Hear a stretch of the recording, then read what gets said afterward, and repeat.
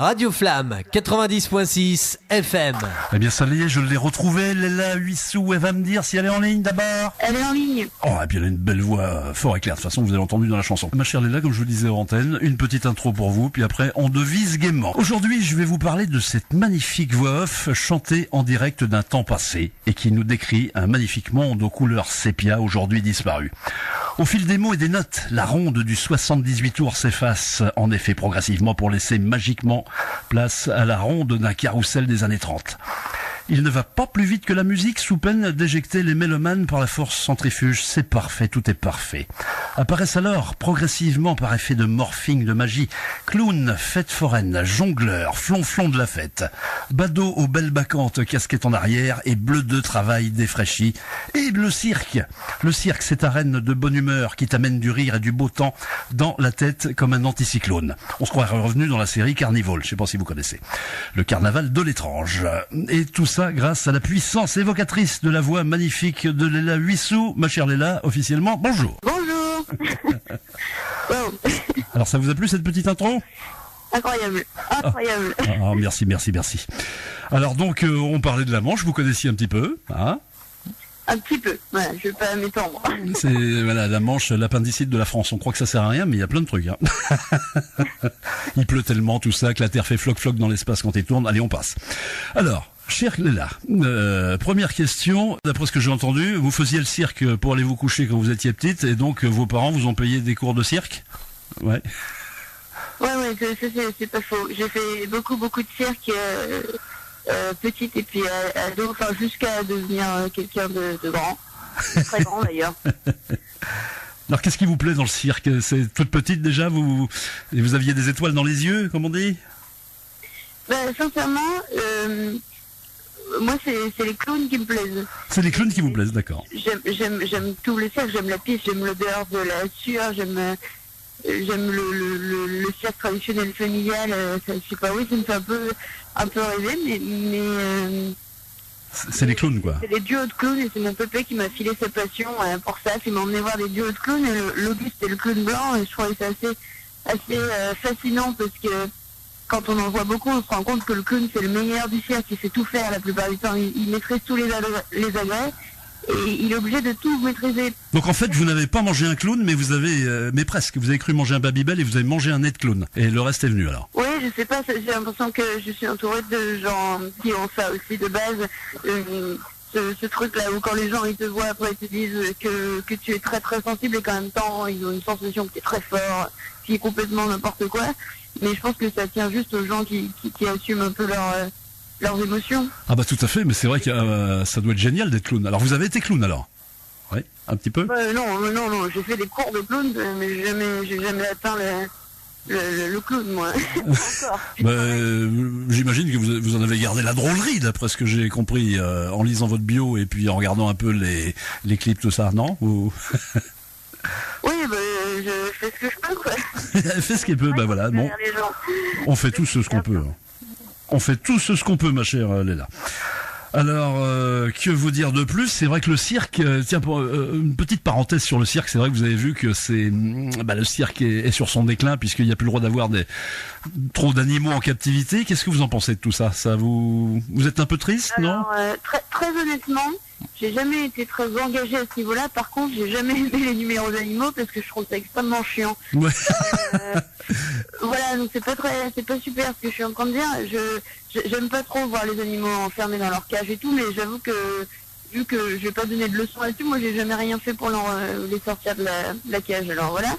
Mais juste je trouve ça chiant, je trouve ça extrêmement chiant et long. C'est vrai. Après, il y a comme le cirque Grus, je crois qu'ils prennent bien soin de leurs chevaux, et c'est vrai que c'est un truc traditionnel dans leur famille, et où ils s'embêtent un petit peu à faire des jolis trucs avec les chevaux qui sont un peu un peu plus compliqués que des tours de piste, et qui sont amusants parce qu'on n'a jamais vu. Donc je pense quand même qu'il y en a qui le font bien, mais voilà. Et puis les lions, franchement...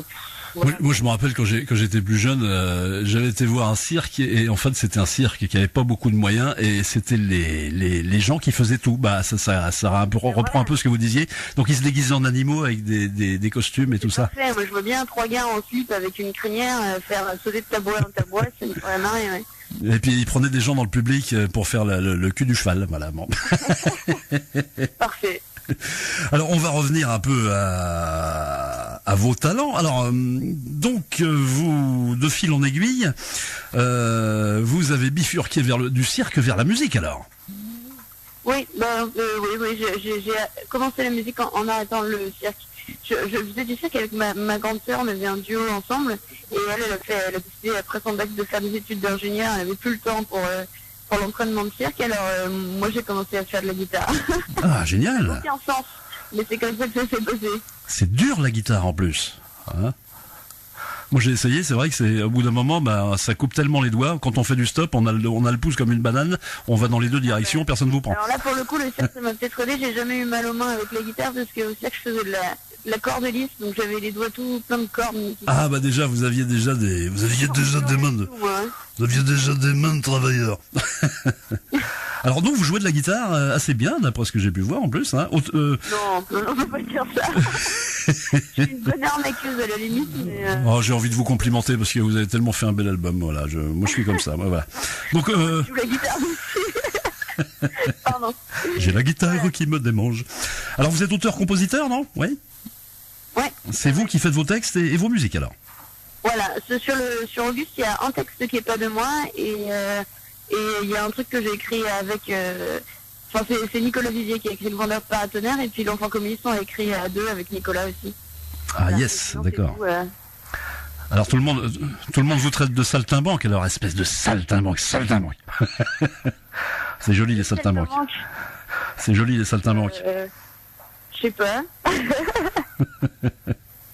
Moi, je suis un peu comme vous, je suis un peu comme ça. Voilà, je me suis mis à la musique. Je suis un peu au piano, je suis un peu comme Ray Charles. La seule différence entre lui et moi, c'est que lui, il a vachement de mal à arriver au piano. Après, ça va tout seul. Moi, c'est le contraire.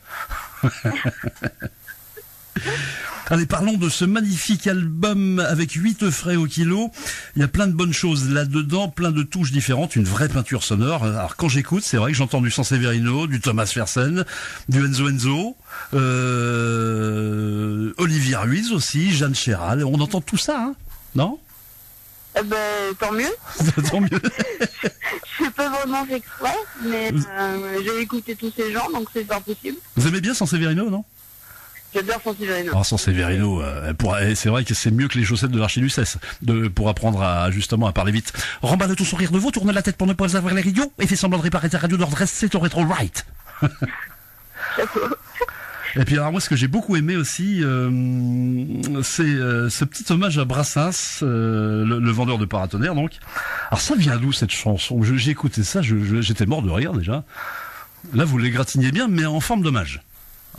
Oui, en fait, c'est le texte qui est écrit à Nicolas Vivier, et c'est tout bête.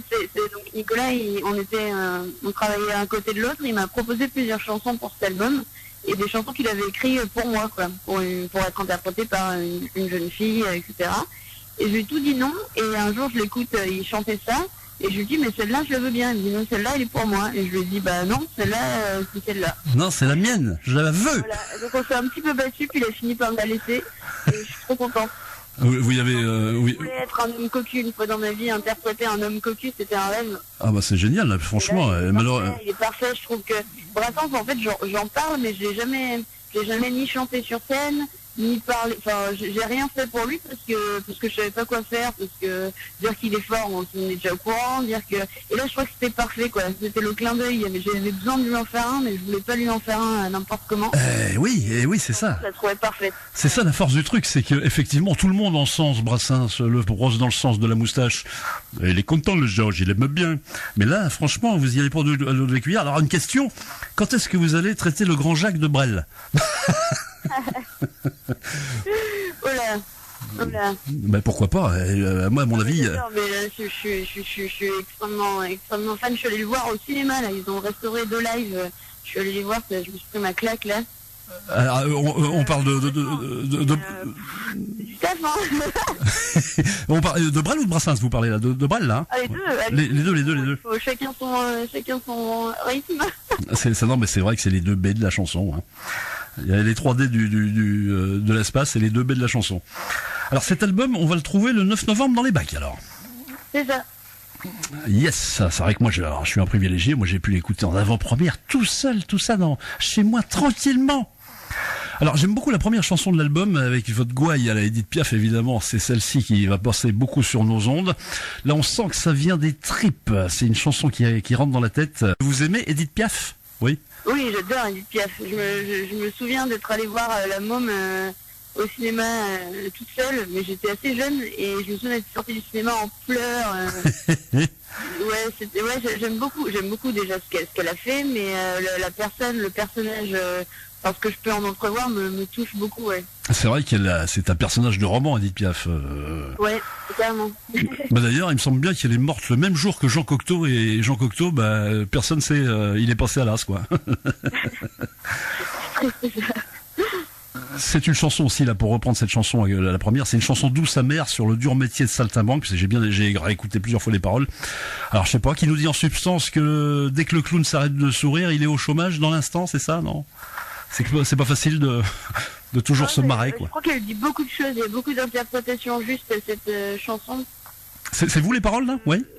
Ouais, c'est moi, et c'est en fait tout l'album, il part un peu de ma déception avec quand je suis rentrée, je commence à comprendre ce milieu, je commence à vraiment faire ce métier et à rencontrer les acteurs qui en font partie.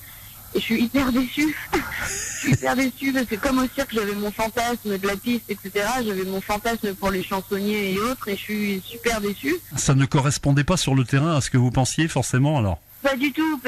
C'était décevant. Et cette chanson, je l'ai écrite dans cette énergie-là où j'étais tellement bègue que je me suis dit, tant pis, on va chanter quand même. C'est un peu ça, quoi. C'est bon, puisque personne n'en a plus rien à foutre. Ouais, non plus, allez, on va gueuler dans un bar, et puis, ça fera l'affaire, quoi. Ouais, c'est un peu ça le... Alors là, j'ai quelque chose pour vous. Tiens, j'ouvre une parenthèse parce que là, je suppose que vous connaissiez Didier Super. Ça vous dit quelque chose, non? Oui, bien sûr. Ouais, forcément. Bien sûr. Là, je suis allé le voir la semaine dernière. Et alors, lui, c'est un clown. Lui, il explose tous les tabous et il prenait beaucoup de plaisir à ce qu'il faisait. Je peux vous le dire. Et les gens étaient, ils ont bien ri, mais jaunes. Donc voilà, tout ça pour vous dire que le métier de clown n'est pas mort, hein, si vous voulez vous revenir. Non, je crois pas du tout ça non plus, mais il faut être un peu énervé quand même. Parce que... Mais c'est vrai que les gens, ils sont pas très réceptifs des fois. On a envie de les baffer un petit peu, je suis d'accord. Pardon. Un petit peu là du Pontel. On a envie de les baffer, quoi. Bon, allez, je me calme. Alors j'aime beaucoup aussi dans votre album Écrit d'invention, une chanson sur le quotidien qui met sa patine dans le couple jusqu'à tout effacer, les sables du temps qui sont abrasifs. Non, c'est ça, hein. Elle est jolie celle-là. Écrit d'invention. Ouais, tant mieux si elle est jolie. C'était juste que moi, quand je suis amoureuse, j'ai tendance à le dire directement, pas écrire une chanson pour ça. Et là, je me disais quand même, il mérite une chanson. En même temps, il sait déjà que je suis amoureuse de lui, donc ça, je vais lui dire tout de suite au début, parce qu'il le sait déjà.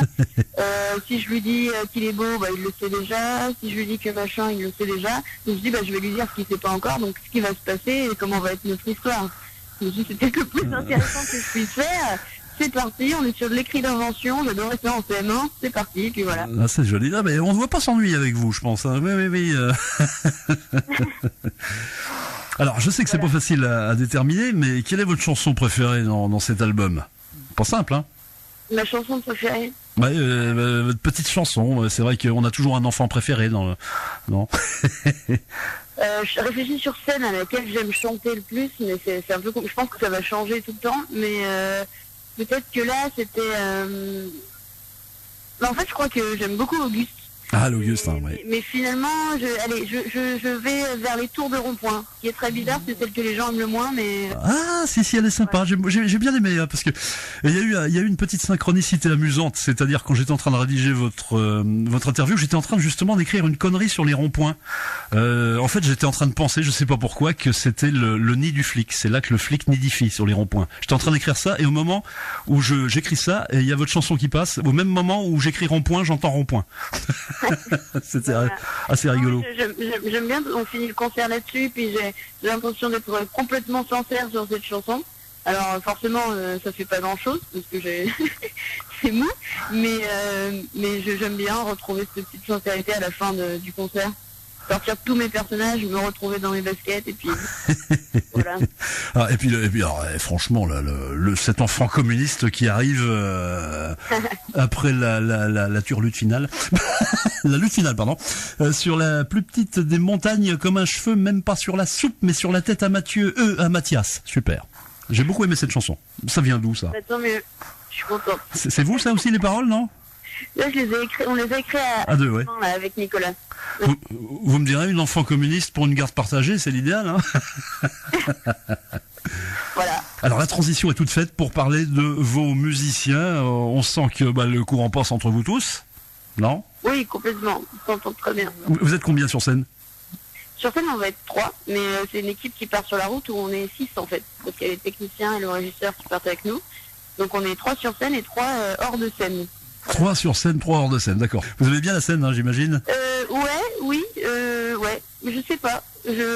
J'ai encore exploré là-dessus. Vous êtes toute jeune aussi, hein. Parce qu'en fait, moi, j'aime bien la scène quand je la maîtrise, et apparemment, je suis meilleure quand je la maîtrise pas. Je sens qu'il va y avoir un problème à un moment. Moi, j'aimerais bien écrire pour les autres et puis plus chanter. Je suis pas hyper fan. Ah, d'accord. Ah, c'est marrant. C'est l'impression qu'on a quand on vous écoute. C'est marrant. Après, une fois que j'ai vu, j'y vais. Hein, on va pas non plus. Moi, je suis venu, les gars, je veux pas partir. Fait, la scène, j'aime ça, mais j'aime pas tout ce que ça implique. C'est énormément d'attentes. C'est de la route et tout ça. Moi, je suis pas très. C'est vrai que je suis d'accord avec vous. Ça doit être barbant au bout d'un moment que vous êtes toujours sur la route, tout ça. Oui, puis en fait, la scène, ça va vraiment très vite. Hein. Des fois, on joue une demi-heure. Et puis voilà, quand on a fait 5 heures de route, on joue une demi-heure, alors on fait 5 heures de route. Ah oui, ouais, c'est vrai que le rapport qualité-prix, ça va pas. Bon, tout est relatif, quoi. Alors si on vous dit Léla est cigane à être connue, qu'est-ce que vous répondez? Je dis bravo, monsieur. Proverbe forain, les chiens aboient, la caravane reste. Ah, c'est vrai que votre album me fait furieusement penser à l'épopée baroque d'Emir Kusturica, Chat noir, chat blanc. Je sais pas si vous l'avez vu. Ah oui, complètement. J'ai adoré. Ça m'étonne pas. Un copain qui m'a forcé à regarder ça et j'étais contente. C'est tout de suite à ce à quoi on pense quand on écoute votre album. Je me suis dit, c'est l'espèce de jubilation du film. Vous avez réussi à la remettre dans votre album. Un concentré de joie. Non, ça vous fait plaisir. Ça fait pas longtemps, mais ça me fait plaisir. Mais je le pense, hein. Vos projets, c'est quoi alors? Partir à nouveau sur scène, partir à nouveau sur les routes? Là, vous avez... Pour 2 ans, clairement, de toute façon, ça va se passer comme ça. On va jouer ce spectacle pendant 2 ans. Donc, sur scène, c'est Thibaut Sabi et Sylvain Proie qui m'accompagnent. C'est des monstres de jazzeux, contrebasse, piano. Ah, ça doit être sympa, ça. On a aussi la batterie et la guitare. Super. Et puis après c'est loin. Après, mon rêve final de vie, c'est de tenir un bistrot. Alors. Ça c'était bien ça. Là, t'es dans ton lieu, c'est les gens qui viennent à toi. Je suis pas très voyageuse, moi, mais j'aime bien rencontrer les gens. C'est pour ça que je bouge. Et du coup, si les gens ils pouvaient venir plus tôt, ça me va mieux. Ah bah voilà. Mais en fait, une fois, on va se tutoyer, ça va être plus simple. Une fois que t'as compris comme au cirque, que c'est toi qui fais tourner la terre avec tes pieds, t'as plus besoin de voyager, tu voyages sur place. Hein, avec tes pieds, c'est toi qui fais rouler la terre. Tu dis tiens, je vais faire venir le Brésil à moi là. Hop, paf. Et avec le bistrot, ça le fait carrément. Eh bien voilà, ma chère Léla, on est quasiment arrivé au bout de cette petite interview. Ça t'a plu? Merci beaucoup. Je suis désolée parce que je me suis devant la gare, il y a un mec qui souffle les feuilles, il y a eu des bruits super bizarres, mais c'était fort charmant. Ah bah je te remercie, c'était cool. Petite conclusion pour toi. J'écoute. Le monde depuis toujours se divise en deux. D'un côté, la fourmi bien pensante, qui au final n'aura mis que sa scoliose de côté. Et de l'autre, la cigale, vaste catégorie noble à mon sens, regroupant les saltimbanques de tout poil, comme la charmante Léla 8 sous par exemple. Léla qui nous confirme, en tant que cigale, qu'il n'y a pas de retraite aux flambeurs. Mais qu'importe, Carpe Diem et Meta Carpe Diem pour le sous-titrage Antiope. Invitons-nous dans l'album Auguste de Léla, invitons-nous dans ce cercle vertueux, plein des échos charmants du temps jadis où il n'y avait que l'amour et l'eau fraîche. Et l'amour et l'eau fraîche et la traversée du Tesser en sirop si ta belle te faisait faux bon, hein. Et puis en plus album rapport qualité-prix pas cher puisque Léla, tu mets 8 sous dans le jukebox et elle est là. Voilà. On te l'avait pas faite celle-là. Ah non, jamais. Bon, en tout cas, je te souhaite le meilleur pour ce bel album. Et puis au plaisir à C4, pourquoi pas, de se croiser toi sur scène dans un festival normand et moi dans le public. Avec plaisir. Allez, je te fais des grosses bises, ma chère Léla. Merci. Radio Flamme, dans le Nord-Cotentin, 90.6. Et partout en France, sur www.radioflamme.com. www.radioflamme.com